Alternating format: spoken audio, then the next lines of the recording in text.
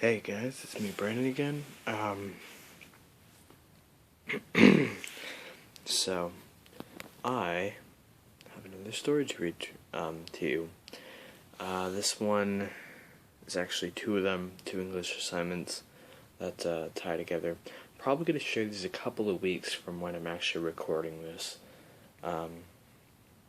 Just because I have other stuff planned the next couple of weeks. Fair warning, I have expanders in my mouth. I'm not sure if you can see them. No idea if you could see that, but I have expanders in, so every once in a while I might sound really weird, or I might have a lisp. I lisp. Kind of like that. And I'll just sound weird. So don't laugh at me or anything. Don't laugh at me. Okay, let's begin. The room was quiet. If not for the ticking of the clock and the light snoring of the man in his recliner, the room would be silent. He slept complacently on the black leather chair. His grizzled beard and white hair were illuminated by the light of the lowering sun shimmering through the back window. Preceding his accidental nap, this man had gotten the mail, still lay in a stack by his feet. The man scowled and his face contorted as his dream became more and more vivid. He woke abruptly and was apprehensive until he realized it was only a dream. He arched his back and yawned, being mollified once more. He stood up, walked to the washroom, and doused his face in cold water to help wake up. He bridled at the cold water and blinked his eyes a few times as he began to become more awake. With this alertness came the realization of pain, so he rubbed some liniment on his sunburned arm. When he finished, he walked back to the recliner and sat down heavily. He looked at the pile of mail and almost sloughed it, when something caught his eye. He stared intently at the paper stack. A letter about 3/4 of the way down stuck out archly. There was something about this letter that he couldn't quite put his finger on. It seemed ominously familiar. He scoffed at the idea. A letter was a letter, right?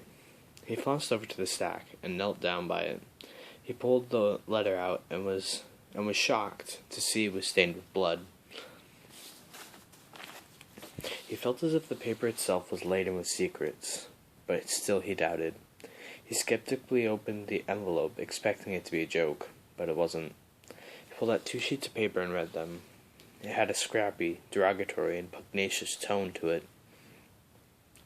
The letter claimed to have evidence of something he had done in his younger days that could destroy his life.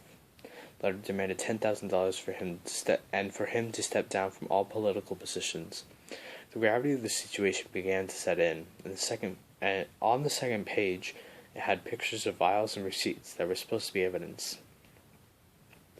The old man sighed and looked plaintively for some sign that it was a joke. He found none. He honestly believed that he had done no illegal thing in his younger age. He called the police and they took the letters as evidence, and went to go find the monster who had done this. But that envelope kept bugging him. The paper had yellowed, meaning it was very old, and the blood was soaked in.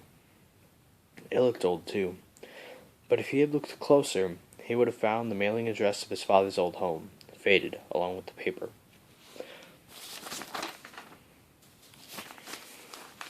That's the end of the first half. I actually might cut this video into 2. If I do, then I guess I'll see you next week. And if not, then this is the continuation. It was 2 or 3 in the morning, the man estimated. He rapidly continued his project. The man was rolling toilet paper into long strands and braiding them together.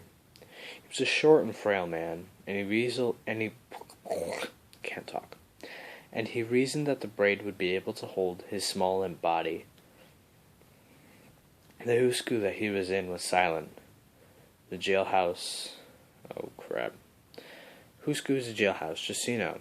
I tried to come up with a sentence right there, and I totally failed. I had to use vocab words to write a story, and so hooscoo was one of them, and I figured no one would catch it because it is a word that makes no sense. The jailhouse that he was in was silent. He continued braiding, but was slightly bemused by the thoughts of his past. He remembered the day that everything changed for the worse. He was only 10. He came home from school to see a man garbed in black, standing over the limp bodies of the boy's parents. The boy was speechless, shocked, unable to move. The man turned around and stopped. He was caught red-handed in the reprehensible act, even though his face was covered. He said to the boy, "Sorry, kid. Job's a job." He pulled money out of an envelope, pocketed it, and tossed the envelope into the pool of blood by his parents. The man walked by the small boy, then turned around and whispered in his ear, "The man who is behind this is a bigger fish to fry. His name is on the envelope. Do with it what you will." The man then scuttled out the back door and was never seen again. The man finished reminiscing. When the man finished reminiscing, he realized the braid was ready. He slowly tied the makeshift rope into a noose and slipped it over his head to test it.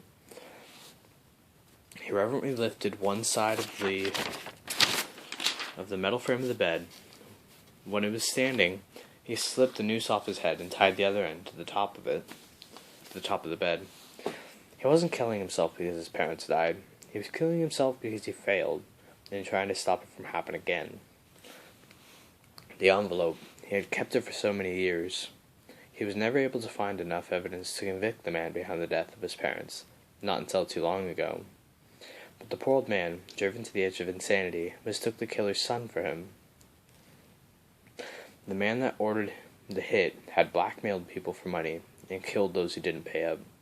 He just tried to make it stop, to save the world from this menace, but he was in prison for it. He believed that he had failed, so as his feet dangled and his life subsided, he died not in his eyes a villainous blackmailer, but a fallen hero who had failed his duty to help save the world. So, yeah. Those two stories are intertwined. I'll probably share them in a couple of weeks. And, have a good story time Thursday.